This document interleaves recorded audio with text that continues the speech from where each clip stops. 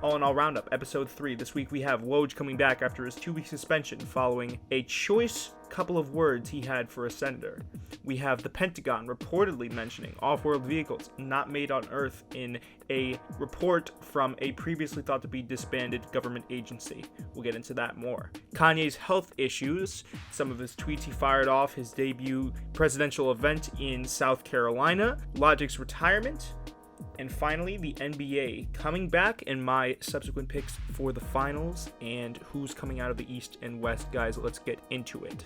So first we have Woj coming back after his 2-week suspension without pay from ESPN. It started June 11th, and it was following his comments towards Senator Josh Hawley. It came after Senator blasted the NBA's relationship with China and voiced his concerns with the fact that players couldn't put statements endorsing the police or the troops on the back of their jerseys. Basically, Blue Lives Matter, stuff like that. If they could voice their concerns towards the Black Lives Matter movement, I guess what the senator was saying is that why couldn't they voice their opinions the other way, though I don't know if any players share that sentiment. There was the whole debacle with Harden wearing a Blue Lives Matter mask, but that also turned out to be just a mask that Harden had ordered online and didn't really amount to anything in the end. So essentially, Woj had responded with a few choice words to the senator.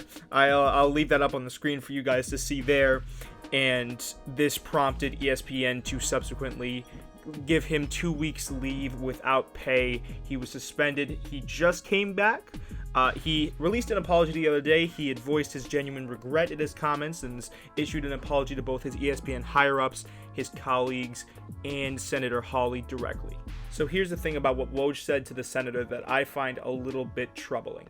Okay, so if you're Woj and you're a well-known personality within the NBA community and you have this platform, especially now that you've been thrust into a new form of platform with your vocal disapproval of what Senator Hawley said. If you're Woj, you could say that a million other ways that could be more tactful, more appropriate. And I understand that Woj voicing his concerns was more of a passionate move, and I'm not taking anything away from that, and I'm certainly not saying I don't disagree with him because I tend to agree with him.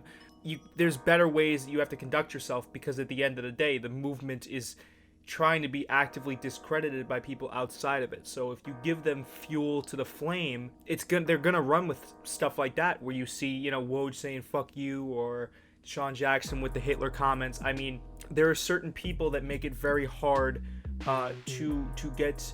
I don't want to say the ball rolling on this movement, because it's already rolling pretty well, but there are some people that make mistakes, and again, that's okay. I'm not saying that everyone has to be perfect, but that we as a movement need to move in tandem. There can't be any people that, there can't be much room for mistakes, if that makes any sense. So anyway, I agree with the sentiment of what Woj was trying to get across. Do I agree with the way he did it? No. He came out after the fact. He, apologized to everyone, so that's okay. That's fine. Woj, I think, now has a whole lot more, at least respect from me. I'm sure in the NBA community has a lot more respect behind him. So, I wish all the best to Woj, and hopefully, nothing else comes of this, and no, whatever NBA drama hajada from outside or people coming in. Who knows what will go on. I just hope that this is the last that we hear about this stuff, especially because, the senator came out after the fact and was kind of like mocking him. And it's just like, it just shows your true hand. So all the best goes to Woj. I know he's going to be reporting within the bubble. So typical Woj, I'm going to be looking for his trade rumors and his breaking news reports, so I can keep on doing my Spreading the Floor podcast. He'll keep me updated, and you already know it's all love. Anyway, let's move on to the second topic for the episode. The Pentagon report mentions off-world vehicles not made on Earth. Now, I'm not sure if anyone's seen those videos and the pictures of those unidentified flying crafts, also known as UAPs, I believe it is. Unidentified Aerial Phenomenon, I think they're called. Apparently, they've been accredited as such by a formerly thought to have been disbanded government agency known as the Advanced Aerospace Threat Identification Program. It had reportedly been shut down when it kind of stopped receiving funding in 2012, but apparently it had been operating in secret through 2017.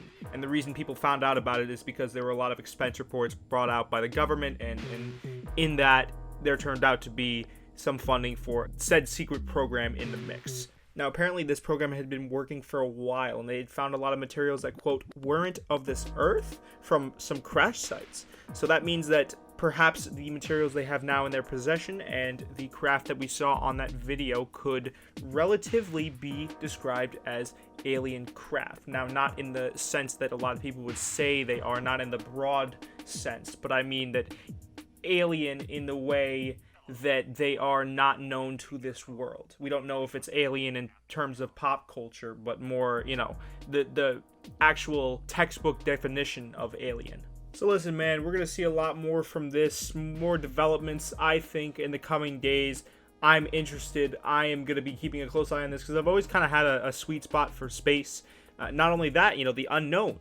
So who knows? This could open like a Pandora's box of new information, and we would see just an entire new. I'm not gonna let me relax because I'm not gonna just gas it up and make it seem like we're gonna be going into an alternate form of reality here. But listen, who knows? Who knows what we might find? It's 2020. I'm open to anything new, any new developments. Nothing's off the board for me. Whatever happens. But I thought this was a really cool story, and I wanted to share it with you guys. Anyway, let's get on to a third topic for the episode. Alrighty, so third topic of the episode, we have Kanye's health issues. He's been firing off kind of non-stop tweets. He was following his very controversial comments at his debut rally in South Carolina. When Harriet Tubman never actually freed the slaves. She just had the slaves go work for other white people. Y'all, we leaving right now. Voiced his desire to divorce probably the closest and most positive influence on him, his wife Kim Kardashian. He said it was because she had met with Meek Mill at Waldorf. I think I'm saying that correctly, I'm not sure. He also detailed a plan between Kim and her mother to send him to a mental facility for welfare purposes. I believe it's called 5150ing. Since then, he's come out. He has voiced his apology on Twitter, weirdly enough. I think that would be something that should remain in the family, though. The Kardashians. I think it was the Joe Budden podcast. They said they always find a way to monetize stuff that goes on inside the household. So I wouldn't be surprised, again, and I'll get into this in a second, if this is Kanye just being regular Kanye mixed in with a little bit of mental health issues. Now, let me kind of break down what I mean here. Let me unpack this. So, is Kanye unwell? I genuinely do believe so. I think he has a very interesting brain, and I think it's always kind of thinking out of the box. He has an artist's brain. He has a very artistic brain. It's always constantly asking questions. It's always pondering, and I think he has a lot of out of the box takes on things. Like, out of the box is kind of an understatement when you talk about what he said about Harriet Tubman or what he said about abortion at his rally, but that's Kanye. And when you combine that with bipolar disorder, something that we saw in the tweets was that he was kind of feeling like he couldn't trust anyone, which, for anyone that knows mental health disorders, that is a telltale sign of a mental episode. Whether it be bipolar, schizophrenia, people going through those things will always feel as though there are people coming to get them, or the ones that they hold close to them are plotting or conspiring against them for whatever reason or the other. So, do I think this is Kanye being Kanye and trying to sell an album? Possibly. Do I think that Kanye could be also suffering from a lot of mental health issues and a lot of stress? Yes, I do believe that. So, here's my thing with Kanye. And this is something that I think my sentiments were mirrored on the Joe Budden podcast, and it's something that I agree with them heavily upon. I think what they said is essentially that Kanye can be both mentally ill and still an artist at the same time. He doesn't have to play one side of the field. He can do both. He's been doing it. I mean, there have been countless points in history where Kanye has done or said something just asinine, but also went out to fill out arena, drop shoes, do an album, whatever it might be that Kanye does. He obviously dropped, I don't know if anyone saw the debut of the cover art for his album. I think it was very recently, certainly following his Twitter tirade in his debut event. So he apologized. Do I think that we see less Kanye craziness? I think so. I think it's going to die down. It seems like a lot of people are now checking in on him, following those comments. I think that's always kind of what it comes down to, is like he starts to ramp up, and then it gets to the tip of the mountain, and then everyone's like, okay, cut this off. Let's just have it, sit down, talk. People are checking in on him. Justin Bieber went to his ranch recently. So I think that this is the last we're going to hear of Kanye until the next thing he's got going on. And you know what? Not even necessarily that he uses his... I don't think he profits off of his mental health. I think that he just simply... it's like I said, it's due to the amount of traffic he gets when he has an album coming out, or where there are events that are tangentially connected to him, and he needs to be out in the public eye, because again, Maul from the Joe Budden podcast said it better than I ever could. Artists drop something, they need to be in the public eye. You understand? Like, artists need to be seen, need to be heard. That's the nature of being an artist, whatever it might be. So I think until the next big thing pops up with Kanye, even if it's tangentially connected, even if he's dropping something, we won't see or hear a lot from him. That's just my prediction, though. Let's move on to the fourth topic for the episode. So for our fourth topic of the episode, we have Logic retiring. He announced his retirement on the 16th of July, shortly before dropping his album No Pressure on the 24th. It's a nice little bookend closing, as we all know that he had the album Under Pressure, and then now this is coming full circle. I listened to half of the album. I thought it was okay. It was typical Logic for me. I had only heard really Everybody and Back, so everything behind Everybody and nothing in between Everybody and No Pressure. I know a lot of people have said that Logic, since Everybody is kind of like sold out, became corny, talked about being biracial too much. I never really bought into the hate. I thought he was always a talented lyricist. From what I've heard in his discography, I think he's, like I said, he's one of my more favorable artists that I listen to, and I don't listen to typically a lot of rap. I listen to more neo-soul, but for me, he's a good guy overall, pretty cool off the mic from what I've seen. He's now signed a deal with Twitch, in which he'll be probably gaming more, as I suspect he is a big gaming guy. So that's really good for him. He said in his retirement statement on Instagram that he was really just retiring after a decade because he wanted to spend more time with his son, something that I can always get behind personally. So the best to Logic in his retirement, and I will finish off this album and maybe even give a review on my next Chopping It Up podcast. Who knows? Alrighty, for our fifth topic of the show, we have the NBA coming back. So instead of just kind of commenting or telling you guys news about what's been going on inside the bubble, I figured I'd save that for my other podcast and just give you guys my picks, my personal takes on who would come out of the East, the West, who would go to the finals. I'll give you my dark horse picks, even for people that could be potential world beaters that not many people are taking a look at. So let's get into it. So for the East, I had the Bucks, Celtics, and Raptors at the top of the heap. Obviously, the East this year, very top-heavy, kind of switching places with the Western Conference. The Western Conference, much more of a dogfight. But where there is talent in the East, there is competition as well. So top of the pack is pretty cut and dry, but to me, two dark horse picks that could make some noise are the 76ers and the Heat.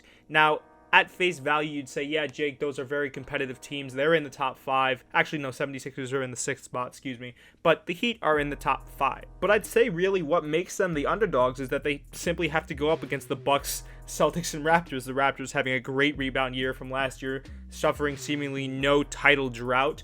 The Bucks even getting a lot of pieces around, or having emerging pieces around Giannis. Guys like Chris Middleton, the Lopez brothers really stepping up to the plate. Giannis even getting better from last year. I mean, if you really think about it, you also have the young, talented Celtics squad that you have to go up against. If you're the 76ers and you're going out there with something to prove because you've had health concerns in the playoffs last year, you had health concerns in the regular season last year, people are saying that you have a lack of shooting, which I believe to be true.